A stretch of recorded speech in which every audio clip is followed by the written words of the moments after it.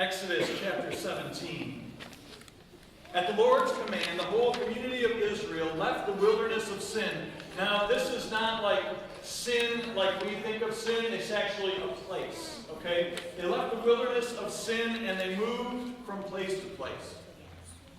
Eventually, they camped at Rephidim, but there was no water there for the people to drink. So once more, the people complained against Moses. "Give us water to drink," they demanded. "Quiet," Moses replied. "Why are you complaining against me? And why are you testing the Lord?" But tormented by thirst, they continued to argue with Moses. "Why did you bring us out of Egypt? Are you trying to kill us, our children, and our livestock with thirst?" Then Moses cried out to the Lord, "What should I do with these people? They're ready to stone me." The Lord said to Moses, "Walk out in front of the people, take your staff, the one that you used when you struck the water of the Nile, and call some of the elders of Israel to join you. I'll stand before you on the rock at Mount Sinai. Strike the rock and water will come gushing out. Then the people will be able to drink." So Moses struck the rock as he was told, and water gushed out as the elders looked on. And Moses named the place Massah, which means test, and Meribah, which means arguing, because the people of Israel argued with Moses and tested the Lord by saying, "Is the Lord here with us or not?" So you probably got either an email or a voicemail from me, or maybe both, about worship today and a conversation a little bit afterwards, and potluck today. I hope that everybody got those. If you didn't, then make sure you get emails to me or phone numbers to me, because they may not be correct. And so I want to jump the gun just a little bit and talk about this journey, this conversation that you're going to have with the Missional Discovery Journey team. That's going to be a time to look at and talk about wishes and hopes and dreams. I think it'll be a really exciting time for you. It's going to be a time to listen to each other. It's going to be a time to listen to God. And I can tell you that based on the couple of years that we've been in that process, it can be a really scary time. Because you're not always sure where you're going to see God or where God is leading you or us as a congregation. Because then what happens in the middle of all this stuff is we start to wonder, am I going to trust God? And immediately we're thinking, our gut reaction is, yeah, I trust God.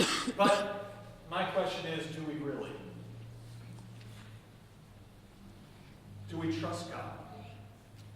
And then the further question to that is, do we trust the leaders that God has raised up in our midst? And what does that look like? Trust entails risk. Who likes to risk things? I'm not seeing a whole lot of things. If you were to go and play poker, and I know not everybody does this, but if you were to, would you just put in your ante and then maybe bet a little bit more, or would you regularly go all in? You'd go all in, wouldn't you? What would you do, Reed? You'd go all in. Yeah. There's a few that would go all in. A lot of us, we just try to see if we can go from ante to ante and see what can happen. Not everybody has the same level of risk. So Moses and the people of God are going on this amazing journey to a place where they cannot pinpoint. They have no idea where they're going. They just know that God has sent them there. So they're going on this path, And Moses and Aaron are taking them there, and they're out in the wilderness. They're in the middle of the unknown. And if you look at what I read, the people go out actually in stages, or in different translations, people go out in stages, which is intriguing. If you think of people going out into the wilderness in stages, not stage coaches, but in levels, all right, in stages. And at the front are the people who are all in, who they just want to be there on the front line, and they want to see it when it happens, and they're ready to bust it open and be there when everybody else gets there and welcome everybody in. There's those people. And then there's some others that are following really, really close. Like right on the heels of everybody who's all in, so they can jump in right away. When they see the stuff starting to happen, they can just jump right in there and be part of it. And they know that they'll have other people with them. And still there's others who are on the same exact journey, but are a little further back. They know that they're children of God.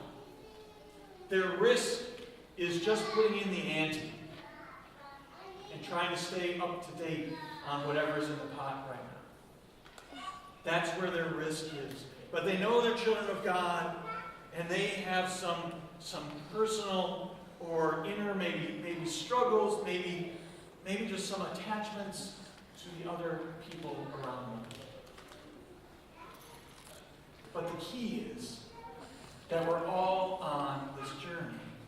Now, for a long time, people have described this journey as stair steps.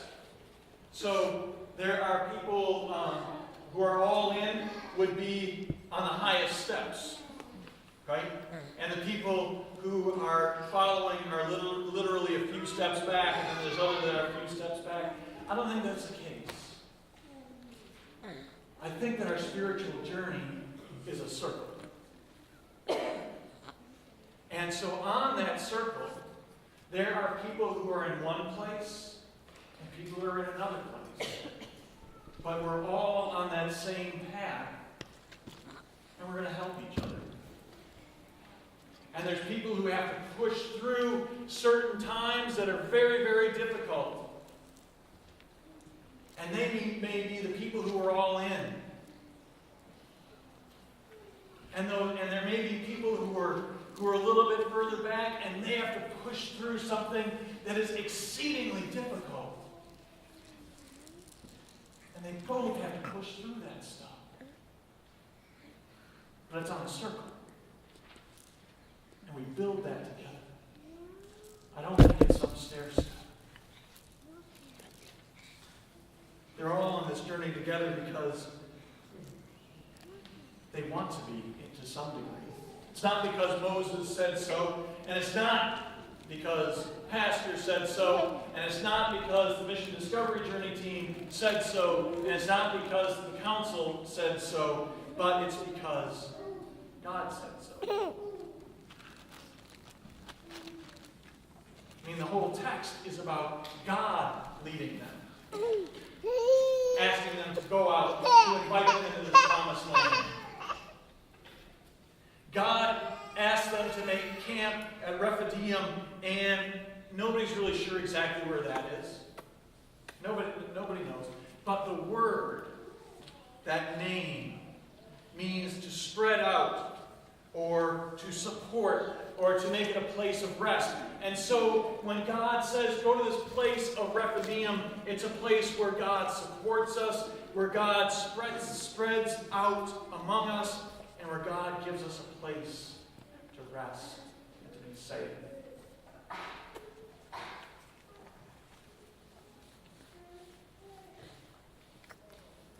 But there's no water. There's no water. At least that's how the story goes.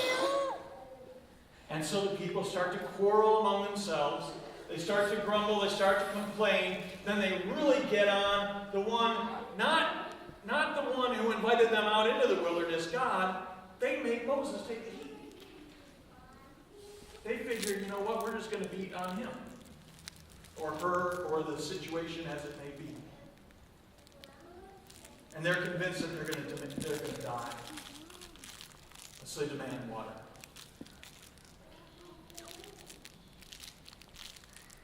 It's really funny to me how oftentimes we're invited to follow God. And then when things don't quite go the way that we want it or the way that we think it should, we start to blame other folks. Councils, teams, pastors, whatever it happens to be. There's a word for that. It's called displacement. It means that we won't put ownership where ownership is due. Okay? Sometimes that has to do with ourselves.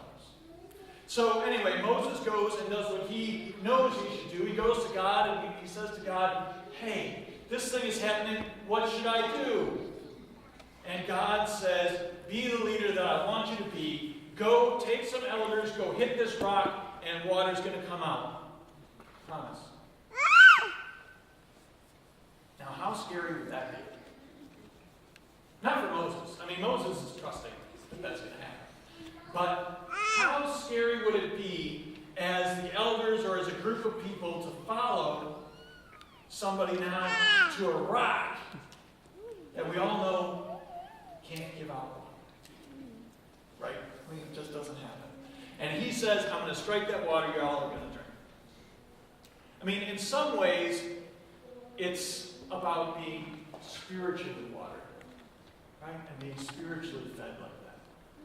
In a very real way, it can be about actually having water, but how scary would it be to follow out like that? But Moses did, and the rock does, and it was declared that the Lord is with us here. Moses did, the rock does, and it's declared that the Lord is with us here. The Lord is with us here. Bill is going to give us some history of Zion as a congregation. It's going to be beautiful. A little bit later after worship today. There's times, at least in the last 10 years for me, where I've wondered, is the Lord here? Are we viable?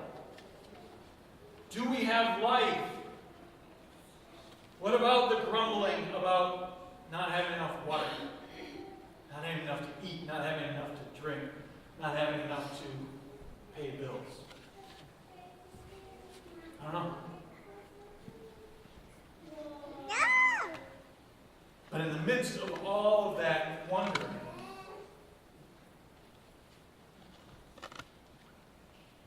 the leadership did what they were asked to do with God.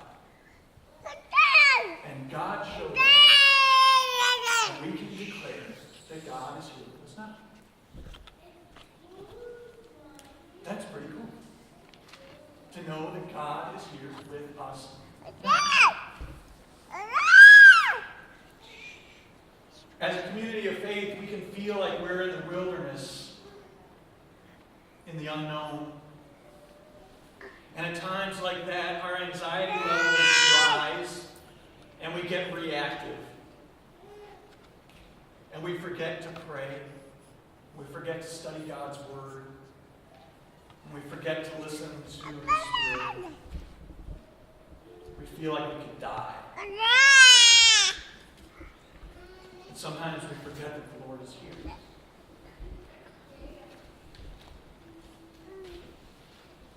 After worship, you are invited to stick around for that conversation. I really hope that many of you can.